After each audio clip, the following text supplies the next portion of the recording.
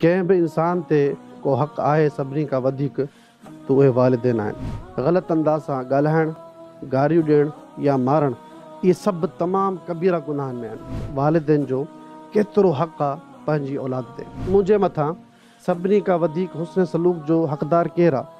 नबी करीम सल्लल्लाहु अलैहि वसल्लम फरमायो, तुंहिंजी माउ। जन्नत जो दरवाज़ो जेतिरा बि दरवाज़ा आहिनि उन में को हिकिड़ो दरवाज़ो पंहिंजी वालिदैन जी ख़िदमत में मौजूदु आहे।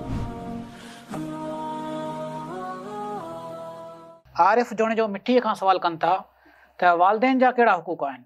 बिस्मिल्लाहिर्रहमानिर्रहीम, अल्हम्दुलिल्लाहि वस्सलातु वस्सलामु अला रसूलिल्लाह।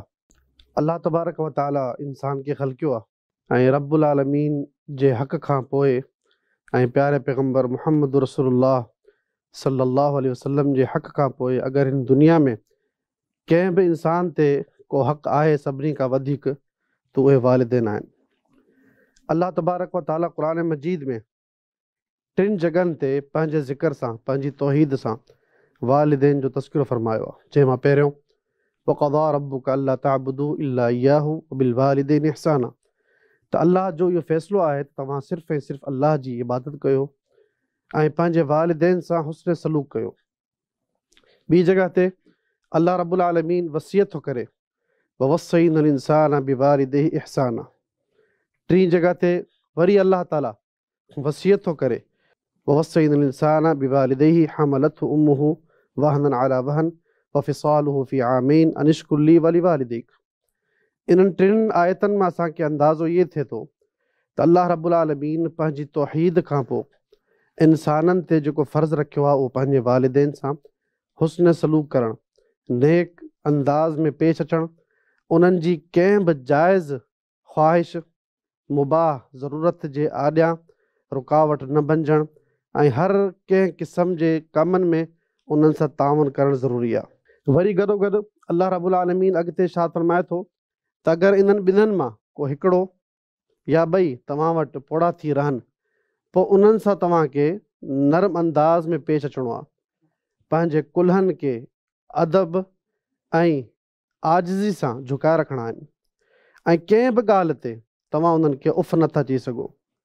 उफ़ चई करे अल्लाह रब्बुल आलमीन उफ़ खां वॾा जेके मामला आहिनि जंहिंमें कावड़ सां ॾिसणु, ग़लति अंदाज़ सां ॻाल्हाइणु, गारियूं ॾियणु या मारणु, इहे सभु तमामु कबीरा गुनाहनि में आहिनि। उफ़ चवण बि अल्लाह रब्बुल आलमीन इन खे कबीरा गुनाह में शामिलु कयो आहे।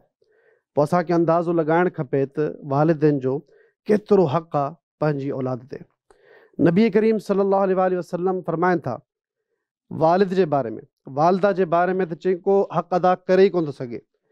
वालिद जे बारे में चयाईं त केर बि इंसानु पंहिंजे वालिद जो हक़ अदा नथो करे सघे, सिर्फ़ु हिकिड़ी सूरत आहे, उहा इहा त उनजो वालिद कंहिं वटि ग़ुलाम आहे, उन ग़ुलाम खे ख़रीद करे यानी पंहिंजे पीउ खे उन जे मालिक खां ख़रीद करे आज़ादु करे त पोइ हक़ अदा थींदो, न त को हद हक़ अदा नथो थी सघे। पंहिंजी माउ जे लाइ नबी करीम सल्लल्लाहु अलैहि वसल्लम छा फरमायो? साहबी सगोर आया, पुछणु लॻा, ए अल्लाह जा रसूल, मुंहिंजे मथां सभिनी खां वधीक हुस्न सलूक जो हक़दार केरु आहे? नबी करीम सल्लल्लाहु अलैहि वसल्लम फरमायो, तुंहिंजी माउ। वरी पुछाईं, चयईं तुंहिंजी माउ। वरी पुछाईं, फरमायो तुंहिंजी माउ, पोइ तुंहिंजो पीउ। टे चकर वालिदा मोहतरमा जो हक़ नबी करीम सल्लल्लाहु अलैहि वसल्लम उन साहबी खे ॿुधाए त तुंहिंजी सभिनी खां वधीक हुस्न सलूक जो हक़दार तुंहिंजी माउ आहे। एतिरे क़दुरु जो नबी करीम सल्लल्लाहु अलैहि वसल्लम कंहिं बि ज़ालिम खे बददुआ नाहे कई, चाहे उहो केरु बि हुजे, केतिरो वॾो ज़ालिम हुजे। पर चंद मक़ामात ते प्यारे पैगम्बर रसूलुल्लाह सल्लल्लाहु अलैहि वसल्लम उन्हनि ते लानत कई आहे। उन्हनि मां कुझु माण्हू इहे आहिनि जंहिंमें वालिदैन जा जेके हक़ अदा नथा कनि या उन्हनि ते ज़ुल्म कनि था। पाण पैगम्बर फरमाइनि था त उन माण्हूअ जी नक ख़ाक आलूद थी वञे, मटी में मिलिजी वञे, जंहिं वटि उन्हनि जा वालिदैन ॿई या को हिकु बुज़ुर्गीअ में जॾहिं हुनजी उमिरि वॾी थी वञे उहे उन वटि रहंदा हुजनि ऐं हू उन जी ख़िदमत करे पंहिंजी जन्नत हासिलु न करे सघे।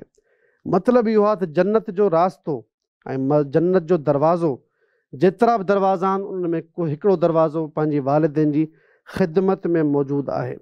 जेको इंसानु जन्नत हासिलु करणु चाहे थो उहो पंहिंजे वालिदैन जी ख़िदमत करे।